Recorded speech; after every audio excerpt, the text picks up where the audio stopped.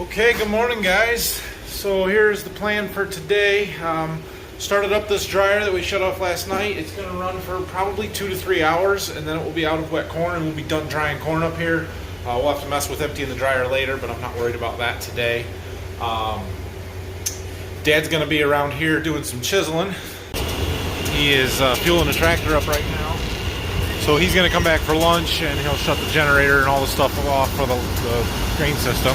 I'm heading back to Berkey with the red truck and some fuel and a couple of gravity wagons. Like I said, we don't really use these wagons much. We use them for wheat a little bit, and then we just store soybeans in them and park them in the barn basically. So we'll take them down so we got somewhere to fill them, or somewhere to put some beans, fill them up, put them in the barn. First things first, I need my breakfast and morning coffee. Much better. One quick note. If you guys haven't figured it out yet, these videos always come out the next morning after I make them. So like it is potentially Monday morning when you're watching this. That's when I'm releasing it. So that means today is Sunday. It's also before 9 o'clock in the morning on a Sunday. I do not like working on Sunday mornings. It's not my favorite. I go to church basically every Sunday, so missing to go do something in the fields is not my favorite thing. It happens usually just once or twice a year. Today happens to be one of those days. You know, we're down to the last day of soybean harvest here, and we have potentially 3 to 4 inch snowstorm coming tomorrow. So it is crucial that we get these beans out today. And because we're down to Berkey, I'm a long ways away, and we've got other stuff to move. These wagons I'm taking, it's going to take a while, which is why I made the decision to just go and get it done today. Like I said, I don't like doing it, but sometimes it's necessary to get the work done. I'm pretty sure Jesus will forgive me, so maybe I'll find a church service on the radio I can listen to in the combine this afternoon. Made it back to Berkey here. I'm gonna move this truck out of the way and fill up them 2 orange wagons. There's beans up in that bin, so we'll just drive underneath there, put beans in them, and we'll put them in this barn over here, store them, get them out of the way. So since we don't have a tractor down here, other than the one running the grain cart, but that one's too big, like a smaller utility tractor, I don't have anything really good to move these wagons around with once they're loaded. And we got to get them kind of stuffed back in that barn, backed in their sort of tight quarters, just to make sure that they're out of the way. So we'll have to use the pickup. I am going to unhook the second one though, so that we're not trying to pull them both at the same time. It's going to be a little bit of a challenge. We'll get it done. Our door is closed here. Okay. Up the ladder.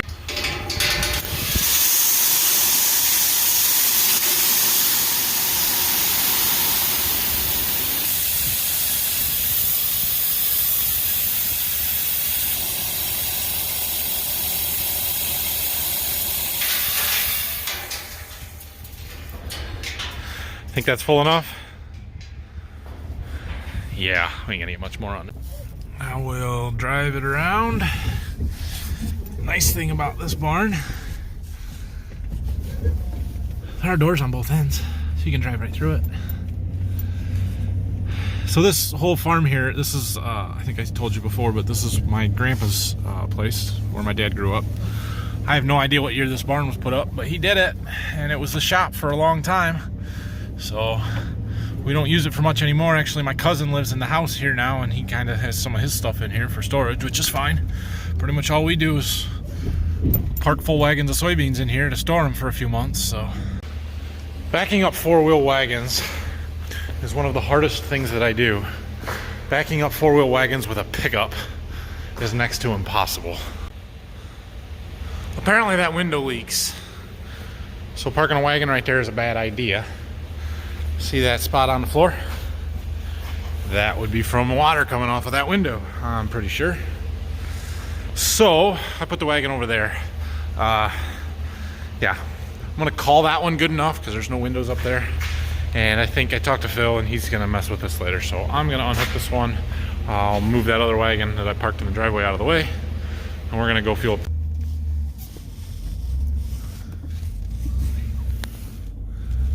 I seem to have misplaced my fuel rock. Can't find it. I have to find something. I'm not gonna sit here and hold this. That'll work. All right, now oil check.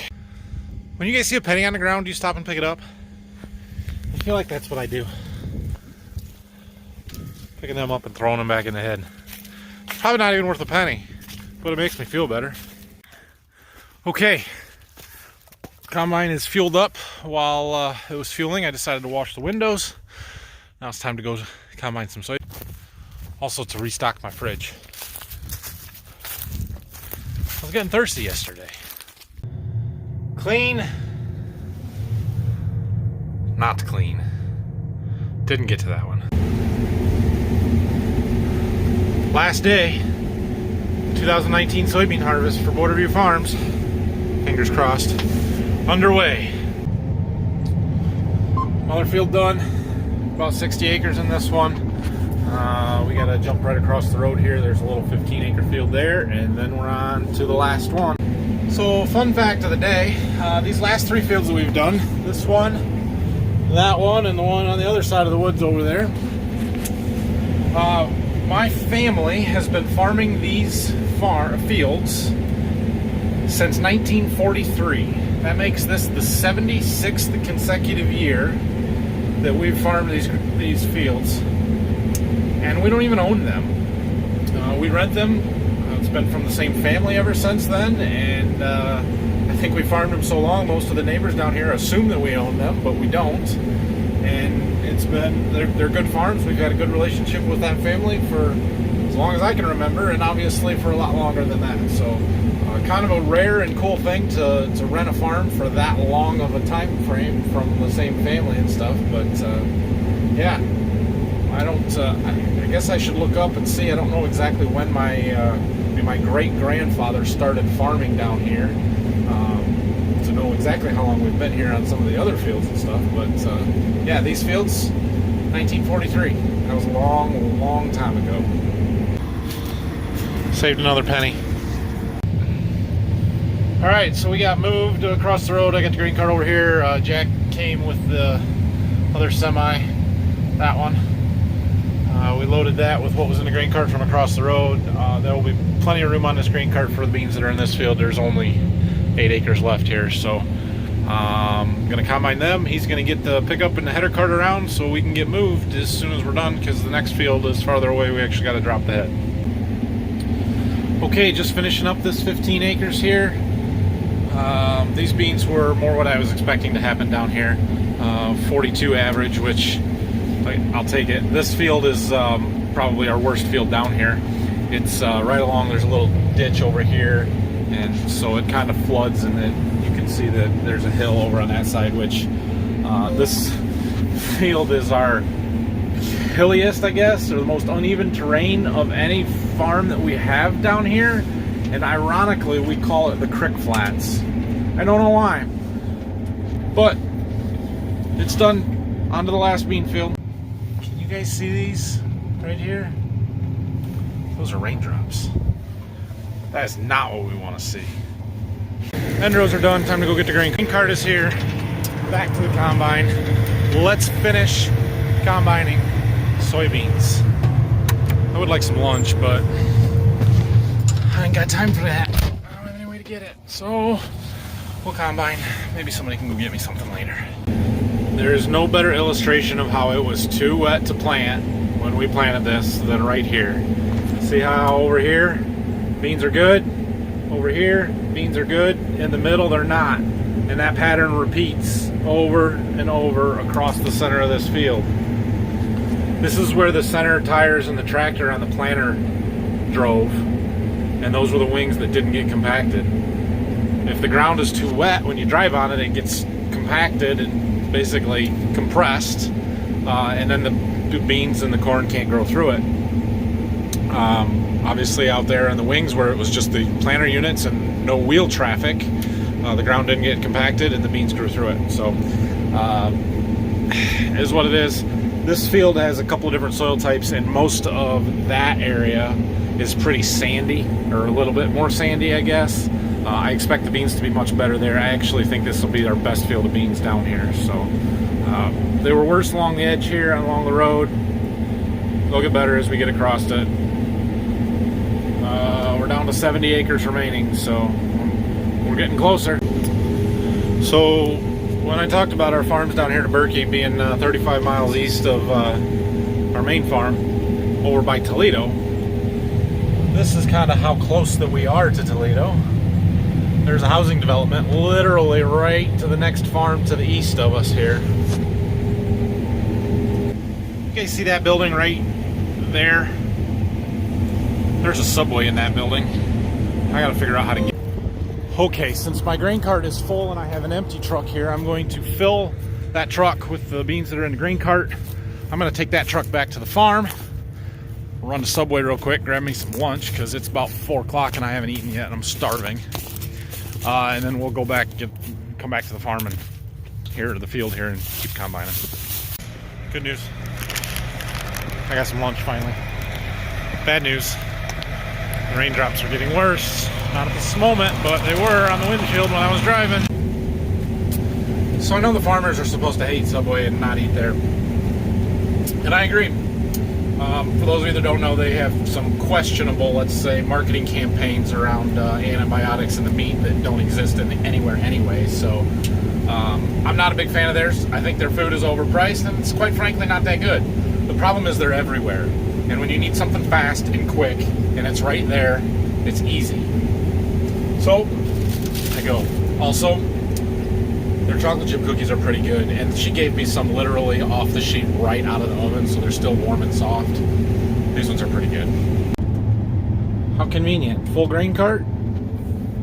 Look, there's an empty truck. You see this yield map? So green is good, purple is bad. Clear distinction from the middle of the field to this end versus the far end. Yeah. That is almost 100% related to soil types. The green area is just enough sand here that the planting conditions were far better. Showing up here. We're in that good spot now, and these beans look good. And they're yielding good. Hitting 70. We'll take that all day. Unfortunately, we only get it until we get, halfway down the field here. Okay, see all these light brown plants that are out there that are dead, taller than the rest? That's all volunteer corn. And I will admit that we should have sprayed this field for the volunteer corn, well, all of the fields down here. It's not pretty. Did it cost as much yield? Well, probably a little bit, but I doubt it's noticeable just because there's not that much of it. But to be honest, the way these beans looked, and you can still see spots like this, we really were expecting them to go somewhere in the low 40s, maybe even in the 30s for yield. So we kind of decided to cut our losses and not put that herbicide out here and not spray them with a fungicide to push them because we didn't think the potential was there. Hindsight's 2020, maybe we should have. They're a lot better beans than we thought. This field here, we're still averaging 55, but it's because that other end where the sand was, the beans were a lot better. So you live and you learn, I guess. Good news though, the sun has come back out just in time to give us a pretty decent sunset, I'm guessing, for tonight. The rain has kind of moved out of the area, so we are going to finish these beans tonight. The countdown continues. We are down to 36 acres. Tick, tick, tick. Keep them moving. Also, I'm starting to figure out this whole Instagram thing. Like, never used it before, but I signed up for an account mostly so that I would have my username and stuff that would match everything else. Playing around with it today. I've even made a post, so I'll try and keep that more active in the coming days through the rest of harvest here. Go check it out at Borderview Farms and do whatever you do there. I don't know, like, subscribe, follow, whatever it is. Do it. Grain cart's full. Time to go unload it.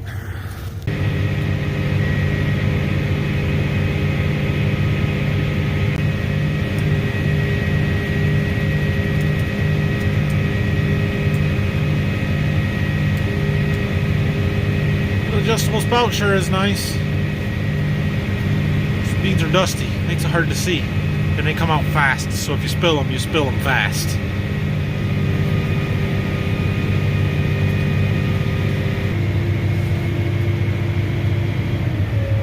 Okay, that truck is full.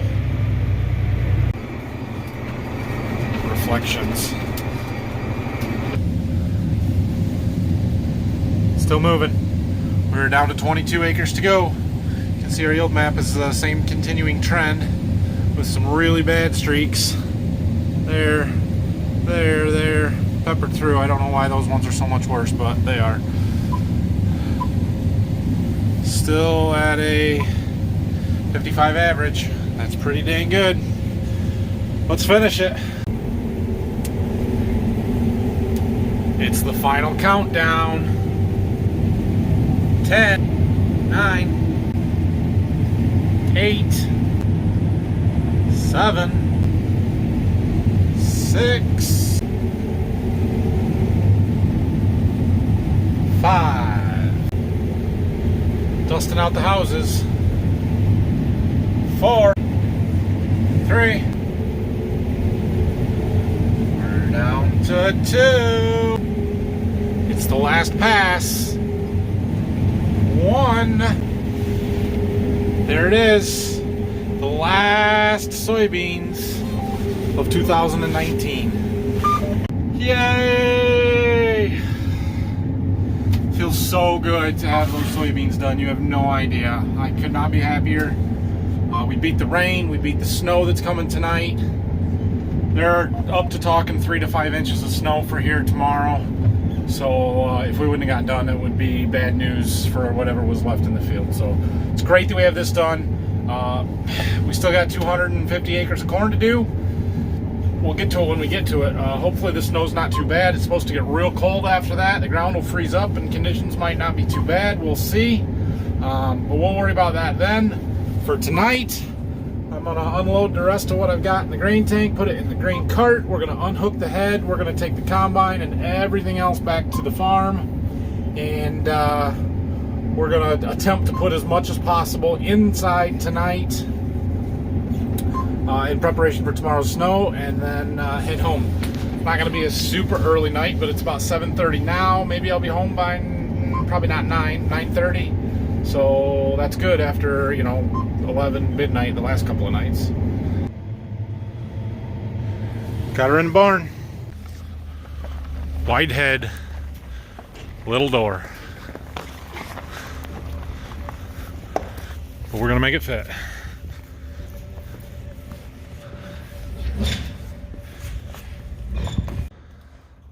It's gonna fit. What a good storage spot. So loading up the back of the truck and the tailgate fell off. She's gone. Yeah, think that strap will hold stuff in? Yeah, we'll find out. It's like our own little fleet. Okay, trucks are unloaded. Since it's gonna snow tonight, we're gonna roll our mats out over the pit so we don't get too much snow in there. Shut everything down. It's time to go home. Okay guys, Phil and I made it back to Waldron. We buttoned up the grain system here at Waldron. Turned off some of the fans, rolled the mats out over that pit just to keep the snow out of them and stuff. So we'll see what things look like when we wake up in the morning. Hopefully it's not white and we don't end up with 5 inches of snow, but it is what it is. So if that's what we get, we get it. I feel a lot better having those beans done. We got 250 acres of corn. It's going to take a while just because it's going to be sort of wet, although some of it might not be too bad, but our dryers are slow down there, so we'll peck away at it as we can get it done. And hey, we're close. We're close. Hopefully we can finish up within a week or so. Yeah, I guess that'll be the end of tonight's video. So hit the like and subscribe buttons there if you haven't already, and find me on Instagram now and Facebook and Twitter, all at Motorview Farms. Have a good night. I'm sure we'll have a video tomorrow, but it will probably be a shortened version, so that's okay too. See ya.